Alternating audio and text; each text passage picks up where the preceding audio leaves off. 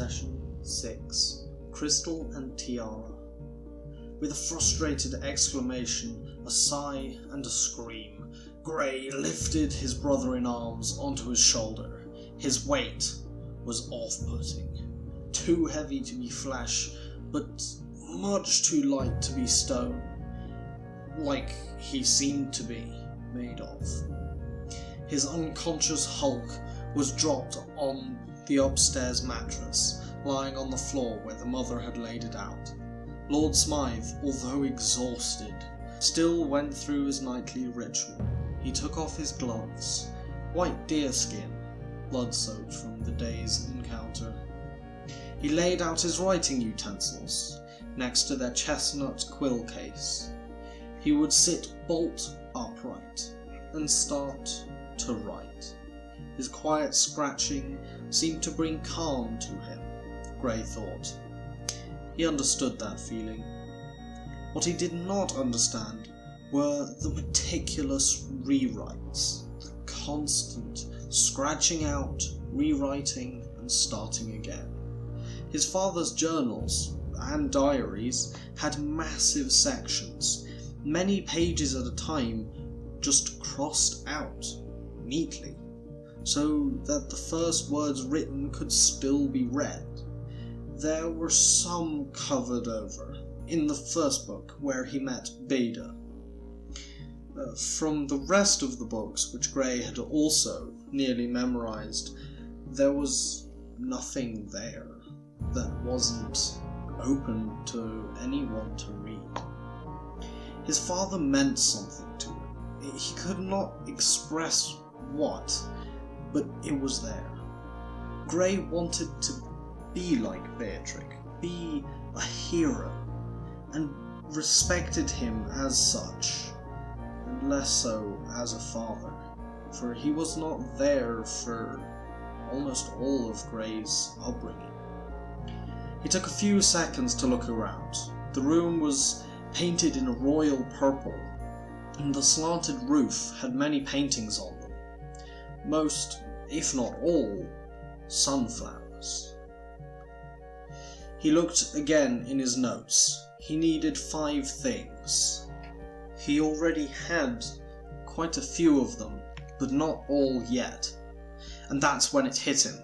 The flowers on the side table, which had been thrown out to make space.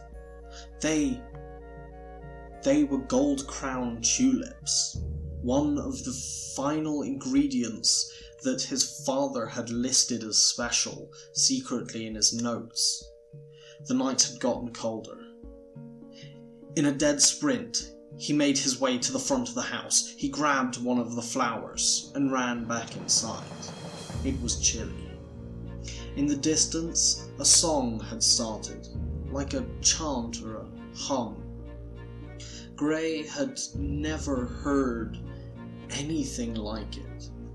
He peered out of the shuttered window, a crack between the panes letting some starlight in.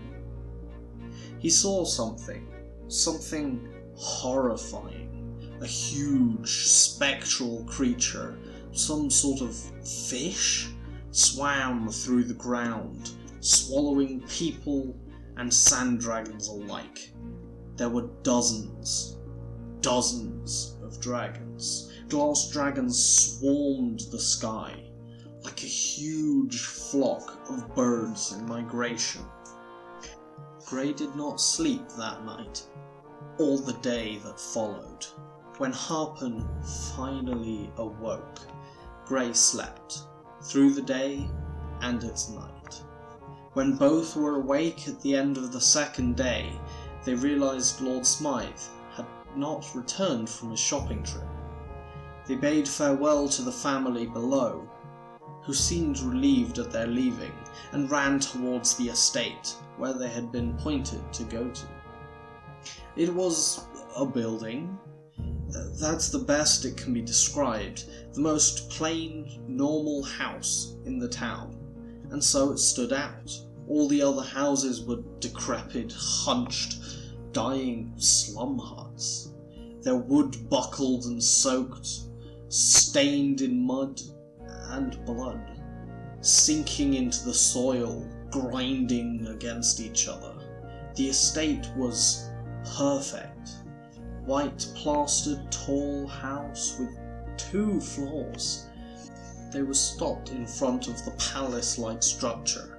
2 large creatures stood guard to the hardly damaged pine door, their large bladed frills on the back of their heads flaring as the 2 party members ran in. "Good evening. Your snob decided to leave. At knife point, most shrimps do. A man wanted to see and kill you." The tiny man, 3 to maybe 4 feet high, pointed his ring-encrusted finger at Harpen. 2 fingers on his hand appeared to be missing. He shoved his grimy monocle back into his eye, amplifying the pure white sphere. Frustrated, he yanked it down. "He's an old friend, no more," he said. "He wants a Jew. With death? Wage. Either way, he used blades, so I advise death." A shattered glass grin, a hand gesture, and a wave under the desk, and Grey was lifted by the collar and thrown out of the door. Harpen couldn't be thrown, but he could be assisted via spear. On the tiles by the mansion, on his knees, muffled as it was, he recognized the sound. A struggling scream, forcing through the scarf in her mouth. Her normally tight bun unraveled, blinding her. Dina hung over the edge of the nearest building, her foot slowly slipping. The ropes around her wrists cutting deep, almost letting her fall to the uneven stonework 3 floors below.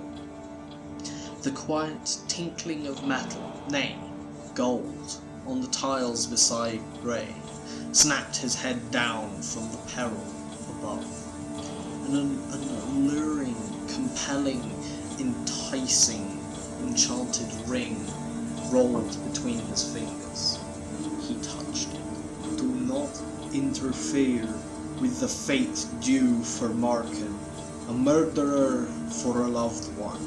Dina here." A ringed hand reached over the roof's edge, twisting Dina's head round, her eyes filling with fear.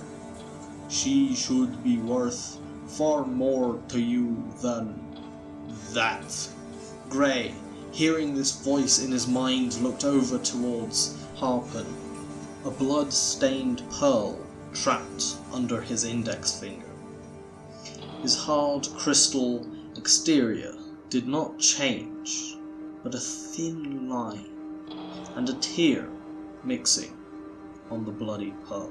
Grey clenched his fist, white-knuckle grip clenching a shattered tile. If he sprinted at full speed, as long as he was not hit or diverted, he could get beneath her. He may not catch her. He would be injured, but she could live. And for Harpen, he was resourceful and very hard to kill. As for Harpen, something shattered. His mind broke. The lightning in his fingers, the color of his crystal, the glow in his chest stopped and burst into flame. Grey's foot flicked pebbles from behind him as he lunged forwards, his fingernails bleeding from digging in the dirt. A split second, the rope slacked. Her knees buckled as she fell, twisting. Tension released, her hands came loose, flailing. Screaming echoed in his ears. Grey skid to a halt, facing his falling love. He smashed into his open arms, her heel snapping his wrist out of place. Grey crumpled, her force spreading through him, shattering his posture. An eruption of flame behind him lit his eyes aglow, staring at Dina, seemingly unmoving. The battle behind him drove all emotion from Markhan's mind. Only clean, precise action filled the mind of the Crystal Man. Decisive military precision left the killer for no room for error. In a fair fight, but he knew the town and had prepared for hours, no days, no years for this moment. The moment he would avenge her, Josephine Vale. A flash of flame like a cage of swirling phoenix. Gray pulling out his shortbow, and Dina finally stumbling upright. Markhan stepped back, hiding in a hollow between crates. A quiet chuckle alerted him of his mistake. The flames flickered out. A pale blue glow of lightning filled his eyes once more as the tall, brown-haired man swung a twisted tiara at his chest. The simple jewelry headpiece, twisted into a fatal weapon, shattered his chest, the final sparks of his life forming arcs of the silver. Limp and lifeless, the body fell out between the crates. The brown-haired murderer stood up into the line of fire of Gray's bow. "I won't hurt you, Gray, or Dina, or anyone.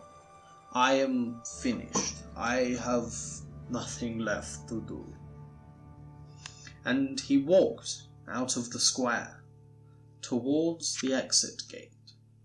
Gray stood in shock. His knees buckled, and he fell. Sorry, this one is very late. I haven't been able to work on stuff. My computer seems to be working better now, so videos should be continuing to come out. If you haven't yet, please subscribe or comment or do anything really. I read all comments and I reply to them all, and subscriptions are always... I'm very happy to get them whenever I can.